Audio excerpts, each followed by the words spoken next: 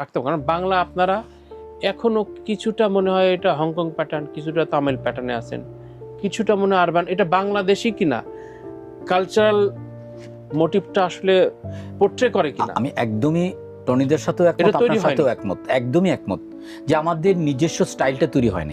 মানে বাংলাদেশি ছবি মানে কি, হ্যাঁ, আমরা বুঝি যে ইরানি ছবি মানে খুব সামাজিক একটা বিষয়ের তুলে ধরবে, অবসাদ থাকবে, না আমরা পারি না, সম্পর্ক থাকবে, গুটি কয়েক হওয়ার চেষ্টা চলে হয়েছে, এবং আমাদের ছবিগুলো না হয়েছে দুই ক্যাটাগরির হয়ে গেছে। কোরিয়ান মুভির একটা ব্যাকরণ আমরা পাই গেছে, তামিল গুলো তো অনেক আগে শিখে গেছি, কিন্তু আপনারা বাংলাদেশি মুভি জিনিসটা কি, আমরা স্ট্রাকচার তৈরি আমি করতে নাম পারি। ধরে বললাম তুফান তো আমি বাংলাদেশি ছবি বলি না।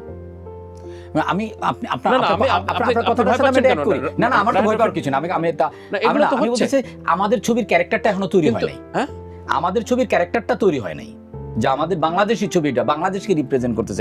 দুই ধরনের ছবি হচ্ছে এক ধরনের ছবি হচ্ছে কিছুটা ফেস্টিভ্যাল মার্কা, আরেক ধরনের ছবি হচ্ছে কমার্শিয়াল।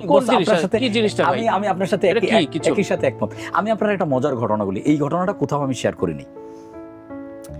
সেটা হলো চক্কর আমার তো আসলে কোরবানির ঈদে রিলিজ দেওয়ার টার্গেট ছিল, আগের কোরবানির ঈদে, কিন্তু আমি তো সেটা পারি নাই।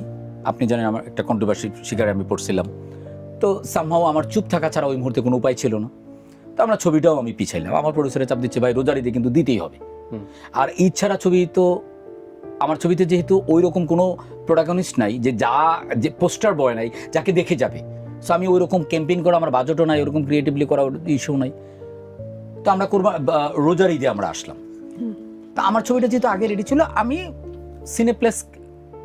সিনেপ্লেক্সের সাথে যোগাযোগ হলো, সিনেপ্লেক্স হলো তাহলে আপনার ছবিটা দেন, ট্রেলার টিজার এটা দেন, এমন আমার ছবি রেডি আছে, চাইলে ওটাও দেখতে পারেন। ছবিটাও দিয়ে দিলাম। আমি জানি না ওরা দেখছি কিনা, না ওরা কোনো ছবি হাতে পায় না, আমাদের ছবিটা ওরা এগ্রিমেন্ট করবে। মানে রোজারও তখন আগে, রোজাও শুরু হয় কোনো ছবি এখনো রাফ কাট দেখে না, আমি তখন ছবি তো আমি আগেই কমপ্লিট করে ফেলেছিলাম, পুরোটাই দিয়ে দিয়েছিলাম। হ্যাঁ, তো আমি পুরোটাই দিলাম। ওরা আমাকে বললো যে আমরা এই ধরনের ছবি আমরা চাই। আমি বললাম আপনারা আমাদের ছবির মধ্যে কি পাইছেন, আমাদের নায়ক নায়িকা কিছু নাই। আমি জানি না এই প্রোগ্রাম দেখবে কিনা রেবেকাপার সাথে আমার সে কন্টাক্ট আছে। হ্যাঁ, তো ওনার সাথে বলে ছবিটা বলে যে আমরা আপনার ছবির সাথেই প্রথম আমরা কন্ট্যাক্ট করতেছি, এবং আমাদের যত জিনিসগুলো দেখলাম, আমরা আসলে সিনেপ্লেক্সের তো আমাদের একটা ফিলোসফি আছে, ওই ফিলোসফির জায়গা থেকে আমরা এরকম ছবি চাই, আমরা এটা চাই। আরো কিছু কথাবার্তা হচ্ছে, সেগুলো নাই বলবো।